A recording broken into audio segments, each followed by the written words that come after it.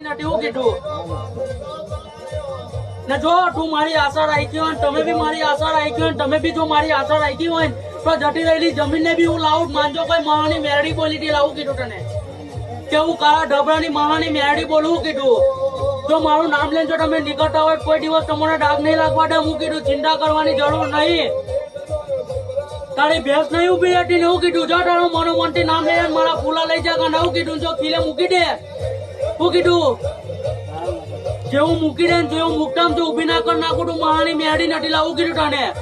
ને જો મારી આશા જો તારે લગ્ન કરવું હોય જો મારું નામ લઈને ચાલવું હોય એવું કીધું